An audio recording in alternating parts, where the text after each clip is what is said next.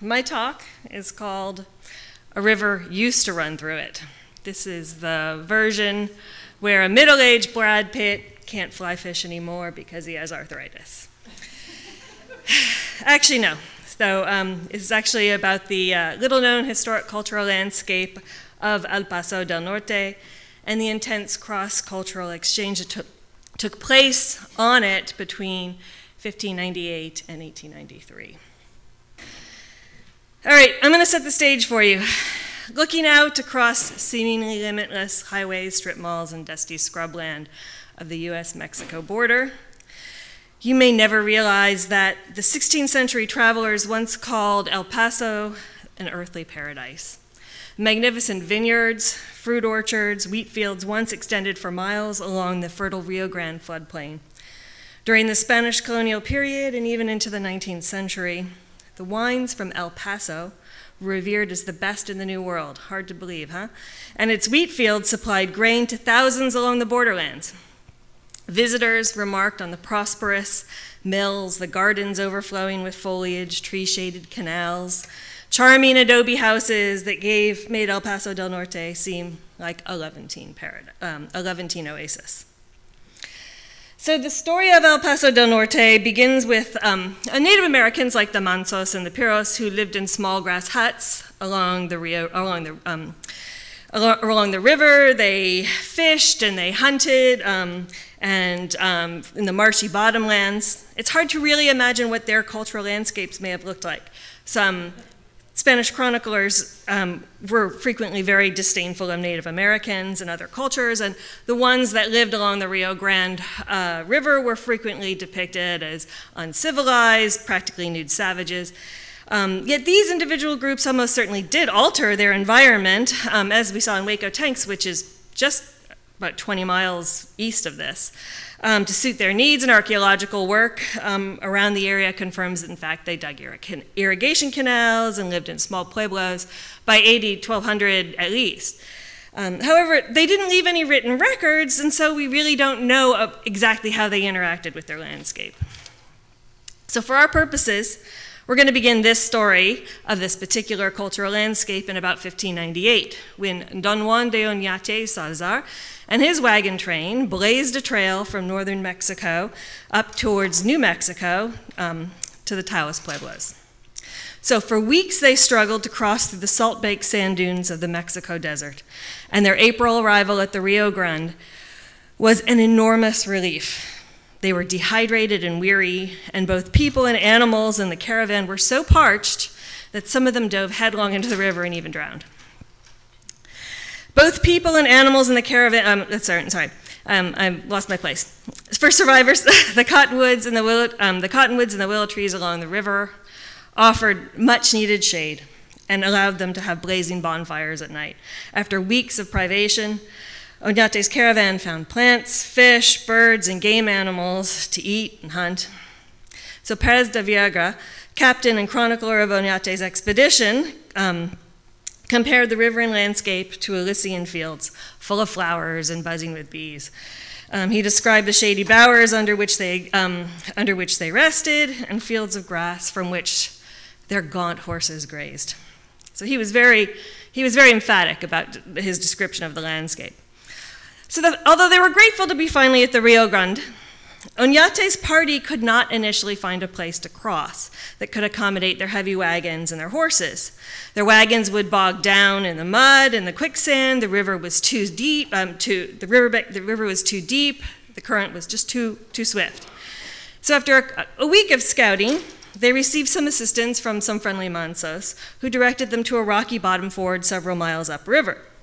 This hard river bottom, located at the entrance to a narrow pass in the mountains, was almost certainly well known to the Mansos and the other groups who regularly crossed through the river on their own hunting and trading trips. Not only was it a natural landmark, but logistically, it was one of the best places to cross a river that was hemmed in by mountains to the north and muddy, treacherous water to the south and east.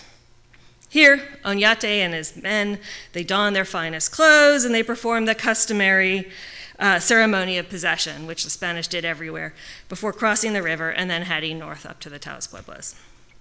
This trail, marked by Oñate, became the Camino Real de Tierra Adentro, a 1,600-mile-long road that was used for nearly 300 years to facilitate exploration, settlement, trade, resource development, religious conversions, and military operations in Mexico and the US. The Camino Real fostered a cultural exchange that profoundly shaped American and Mexican heritage within the borderlands. So while the trail itself fluctuated according to weather conditions and socio-political needs, the Oñate Crossing of the Rio Grande River, due in large part to its unique geographic attributes, remained primarily fixed and became known as El Paso del Norte, the Pass of the North. So just to clarify here, El Paso del Norte once referred to the pass itself, as well as the settlements that sprang up around it. So during the Spanish colonial and Mexican periods, the major settlement was actually on the south side of the river in present-day Ciudad Juarez, although there were a few farms on the north side of the river as well, and these two were considered part of El Paso del Norte. However, after the Mexican-American War, the border between the US and Mexico, of course, was fixed at the Rio Grande. The American settlement that sprang up on the north side of the river was called Franklin for a time. But when the Mexican city of El Paso del Norte changed its name to Ciudad Juarez in 1888, Franklin became simply El Paso. So when I talk about El Paso del Norte, I'm really referring to both sides of the river. Within a few generations of its founding, El Paso del Norte became a crucial outpost in New Spain, linking mining and agricultural settlements south of the Rio Grande with those on the north. In 1659, Mision Nuestra, Señora de Guadalupe was constructed along the road in present-day Ciudad Juarez. Here, Fray Garcia de San Francisco y Zúñiga built a church and a settlement to convert the friendly Native Americans who came through this area on their hunting trips. And they crossed the river at this location. Under his direction, they built an acequia, which was dug near the pass, right at the pass, in fact, in order to plant and irrigate crops such as wheat and grapes and fruit trees. And with a certain prescience, Zúñiga envisioned the mission settlement as one of great importance, and so it became during the Pueblo Revolt of the Taoist missions in 1680, just a few years later, when hundreds of Spanish and converted Native Americans fled to El Paso. Recognizing then its strategic importance, the Spanish decided to expand the small settlement in 1685 with the establishment of the Presidio de El Paso del Norte near the church, along with a few other missions as well farther south along the river. El Paso del Norte quickly became an administrative center from which the Spanish launched Christianizing efforts, military missions, and carried out commerce. El Paso del Norte was also an important agricultural center. Most of the accounts from both Spanish and English sources talk a great deal about the orchards, the wheat fields, and most importantly, the vineyards that stretched along the river for miles. Pedro de Rivera wrote that the wines from El Paso del Norte were superior to the best wines anywhere in New Spain. A century later, James O'Paddy, an American, wrote something similar when he said, quote, "I know not whether to call Paso del Norte a settlement or a town. It is in fact a kind of continued village. Fronting this large group of houses is a nursery of the fruit trees of almost all countries and climes. It has a length of 8 miles and a breadth of nearly 3. I was struck with the magnificent vineyards of this place, from which are made great quantities of delicious wine." When Zebulon Pike came through El Paso del Norte in 1807, that was a few years earlier, he followed the Camino Real from New Mexico and crossed the Rio Grande at a bridge that the Spanish had built at the head of the acequia right at the Oñate Crossing. By the mid-19th century, and he described those same vineyards. By the mid-19th century, wheat fields and fruit orchards gave both sides of the river a romantic aura. You kind of get the idea from these pictures here, from these paintings. Upon first reaching present-day El Paso, Anson Mills remarked that the town consisted of, quote, some 150 acres in cultivation in beautiful grape, apple, apricot, pear, peach orchards, watermelon, grain, wheat, and corn. It seemed more beautiful, especially when under the shade of the large cottonwood trees along the acequias. So a picture is starting to emerge here. El Paso was a very verdant place at one time, and describing El Paso del Norte in 1884, another visitor wrote, its gardens and vineyards and its slow-running acequias, meandering through narrow streets and adobe walls, gave to El Paso del Norte an aspect different from other frontier towns, as if a fragment of southern Mexico had been transported here across the intervening deserts. Photographs and paintings from the late 19th centuries like these offer glimpses of the former vegetation of the Oñate Crossing landscape. We've got cottonwoods and willow trees fronting the riverbanks and grew quite tall. Meanwhile, the orchards and vineyards and wheat fields stretched down the hillsides and along the riverbanks for miles. And I don't have any pictures of the vineyards, and I wish I did. I can't find a single one, which maybe they weren't as large as everybody said they were. Anyway, in the early 19th century, the cultivated wheat that was grown in El Paso was milled by a man named Juan Maria Ponce de Leon, who received a Mexican land grant in 1826, although he may have been there much earlier, and opened a mill on the north side of the Rio Grande in what would today be downtown El Paso. However, that mill washed away in one of the cataclysmic floods that frequently changed the course of the river. He rebuilt on a higher ground, but that mill was also damaged from flooding. So by the 1840s, there was a need for another mill. Simeon Hart was a former cavalryman who'd fought in the Mexican-American War along the border. He was wounded in northern Mexico, and while convalescing, he fell in love and married the daughter of a rich mill owner in Santa Rosales. After the war, he stayed on the border. In partnership with his father-in-law, he built a home and opened a mill business at the river ford of the Camino Real. It was strategically placed along the road. The mill was powered by water diverted from a Spanish dam on the Rio Grande. Let's see. That they got special permission to divert the water from the dam.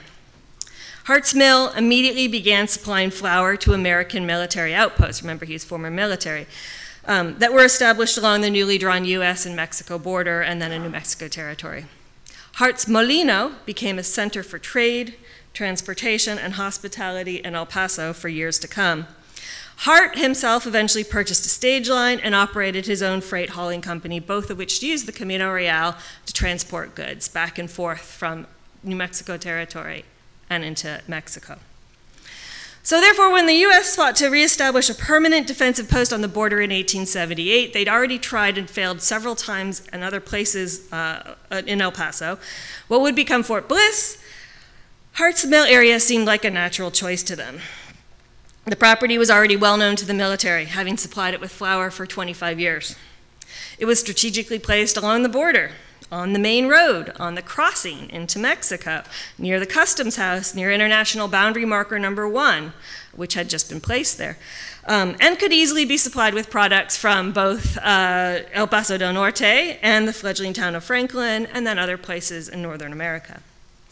It was also on the planned Southern Transcontinental Railroad route, which had been in the planning stages for years, and finally came through the Atchison, Topeka, and Santa Fe, finally cut through the parade ground. In fact, it cut through the parade ground of Fort Bliss in 1881.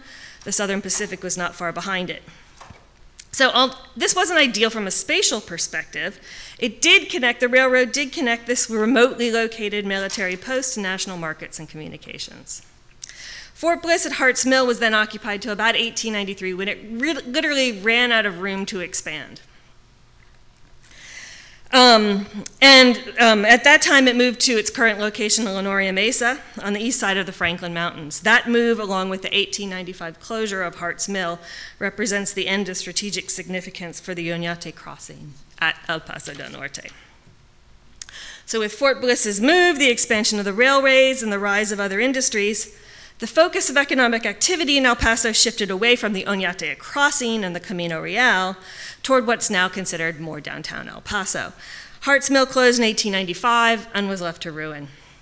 During the 20th century, the Camino Real in Texas became Smelter Road. It was then paved in the 1930s to become Donovan Drive, and finally, between 1951 and 1954, it became part of Main Street Viaduct, and its name was changed to Paisano Drive. So it's still there, the Camino Real. The buildings from old Fort Bliss, although some were reused in later times, slowly succumbed to age and new industries. And this plat map from 1893 of Fort Bliss, only the stuff in red is stuff that's still left. Meanwhile, water control efforts of IBWC really radically transformed the river corridor starting in 1934. As El Paso del Norte and as El Paso, the American town of El Paso, and Ciudad Juarez have grown, the once picturesque agricultural landscape described by 18th, 19th century travelers has been slowly transformed into a modern urban center. And these comparison aerial photos show how things have changed, particularly on the south side of the border. Today, the famed vineyards, the orchards are long forgotten. The mighty river and its offshoot canals are little more than concrete gullies filled with shallow, sluggish water. More importantly, the free-flowing movement of people, goods, and culture across the river is hindered by checkpoints, border walls, and military posts. And here's kind of a comparative view. These three images are all kind of taken from the same point of view. This bottom one is from a Google Earth street view from like 2017. You can't actually stand there because it's a highway now. So in 2017, the National Park Service hired Amatera Environmental, a contract to define the cultural landscape history of the Oñate Crossing and inventory its remaining cultural resources and offer then a preliminary assessment of them. This would eventually become the basis for a complete cultural landscape report and multiple property National Register nomination. So the latter study is now being undertaken with support from El Paso County, and Paleo West is its consultant, and I'm sub-consulting with Paleo West for that effort. I managed the 2017 study for Amatera. So what we found in 2017 was that in spite of the radical changes to the landscape, some resources do remain. Specifically, the resources that today make up the Oñate Crossing cultural landscape in this study are kind of loosely connected. The existing resources include the trail itself, and these are some comparative images of kind of then and now images, comparative images of each of these resources. The Mision de Guadalupe in Ciudad Juarez, the Spanish Presidio of El Paso del Norte, the Acequia Madre in Ciudad Juarez, the Hard Home, 2 officers' quarters from Old Fort Bliss, and a guardhouse. Although their age and function differ widely, their age and function differ pretty widely. What unifies them is all these seemingly disparate resources is the Camino Real de Tierra Adentro, which was the most important transportation route in the Borderlands region for 300 years. The Oñate Crossing of El Paso del Norte is now considered its own cultural landscape along El Paso, along the Camino Real de Tierra Adentro, which is also an NPS-designated cultural landscape. And that's kind of the defining limits of it here, or what we defined as the limits of it, although it was very difficult. One of the defining aspects of this particular border locale is its deep-rooted transnational connectedness. It's best exemplified in the name El Paso del Norte, which at various times has referred to the border crossing itself, as well as the communities on either side of the river. The constantly shifting course of the river itself created a permeable boundary. Even after 1848, the 1848 Treaty of Guadalupe Hidalgo defined the geographic and political border between the United States and Mexico as the deepest portion of the Rio Grande. Just as the built environment resources served communities on both sides of the river, the people who inhabited the border moved back and forth across it with considerable fluidity. Mill owner Simeon Hart married the daughter of a prominent businessman in Mexico, a prominent business owner on the Mexico side of the border. Hart's own business relied on wheat grown on both banks of the river. Up to the 1920s, the people who lived in this area saw little distinction between Mexican and American, and in social circles on both sides of the river, there's a quote, "The fact that one man was a Mexican and the other an American was seldom mentioned, and I believe as seldom thought about. Each man was esteemed at his own real worth." That quote is from Mills, and condescension aside, the commentary of more than one American writer makes it clear that businesses, social life, and institutions frequently relied on cross-border influence and reciprocity in the El Paso area. Transnational interactions continued all the way up to the 20th century. Simeon Harts' son, Juan, was a prominent business member of the El Paso and social community. He frequently lodged in Ciudad Juarez when not at his home in Harts Mill. A smelter then opened just north of Harts Mill in 1887 to process ores that were coming in from both sides of the border. Even the Mexican Revolution that took place between 1910 and 1917 was very much a trans-border affair, in which the American city of El Paso served as a staging area for revolutionaries, refugees, and reporters alike. It's no accident that the Mexican revolutionary Francisco Madero's provisional government headquarters was located at the Casa de Adobe, right across from Smelter Town, just up the road from Harts Mill and the Oñate Crossing. It was a key point from which to obtain supplies and munitions from American sympathizers and to cross the river and escape Porfirio Diaz's Federalist Army. And in fact, this picture shows Americans literally watched the Mexican Revolution taking place from across the border. I love this picture. So the central problem for the Oñate Crossing at El Paso del Norte, this particular cultural landscape becomes, and this is for the future now, how best to commemorate it and interpret it. Although bits and pieces are still there, we've got these pieces. They're radically diminished by the lack of flow and connectivity. A unifying theme for this culture, which is the unifying theme for this cultural landscape. Current border politics make it almost impossible to interpret the resources on either side of the river in tandem and to connect them back as they should be. In the case of the Harts Mill area, they're also undermined by neglect and deterioration.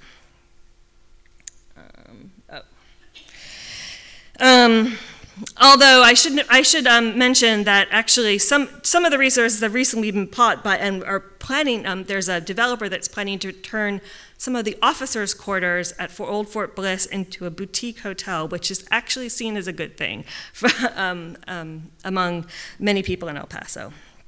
So the lack of archaeological investigations around these resources in both Ciudad Juarez and El Paso is another problem for interpretation. Missing resources associated with the Oñate Crossing of the Camino Real are many and include portions of the trail itself, and the old dams over the river, the northernmost portion of the Acequia Madre, Harts Mill, half the Hart Home, and numerous buildings from Old Fort Bliss. So given the number of missing resources associated with the Oñate Crossing landscape due to 20th century development, it's reasonable to infer that archaeology could greatly enhance interpretation of the resources on both sides of the border. Harts Mill, in fact, was already a ruin. Let's see. In 1936, when this Habs photograph was taken. Today, nothing remains but a parking lot and some markers. Oops. I passed that. A few archaeological investigations have occurred in conjunction with road and IBWC maintenance projects. These have uncovered archaeological remains, such as debris dumps and even the old hospital building from Old Fort Bliss.